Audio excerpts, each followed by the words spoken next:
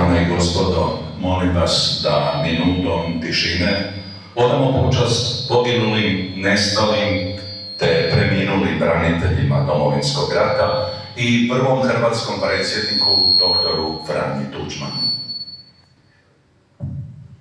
Slava.